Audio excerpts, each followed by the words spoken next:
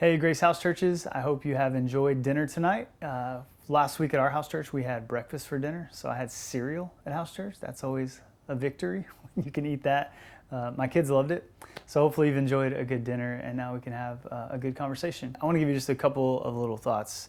The first one is this idea that it's easy to believe in Jesus. It's hard to trust Jesus. Like in practicality, if someone asks you, do you believe in God? You'd say, yeah. But that's the easy part. It's hard to ongoingly trust him when he's asking you to wait on things and be patient in things. And so this week in the book of Hebrews, the author calls back to Abraham in Genesis 15 and 12 and 17 and 22. And he's showing us this pattern of how Abraham learns to trust in God through patiently waiting on him. And then the author of Hebrews says, if we'll learn from Abraham, we'll have an anchor to our soul. And this anchor is found in the gospel, the good news that when we didn't do what we said we were going to do, when we were an enemy of God, he paid the price, he took our place. And we know that. You might even say, well, I believe in that. But that's not the question. The question is, do you trust him practically?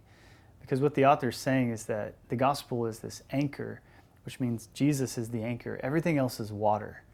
But the work of our lives is learning how to get through all the temptations to really settle ourselves in Christ so we don't drift away.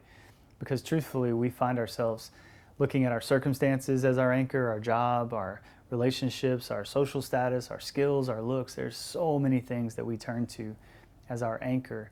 And so I hope that we can now have a conversation about what does it look like for us to resist the temptation to let those things become our anchor, but rather find ourselves centered on Christ, trusting in Christ, so that we don't drift.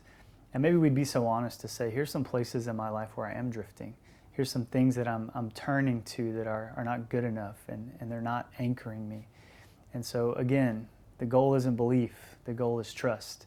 And so maybe we be a people who not just believe, but actually trust in Jesus.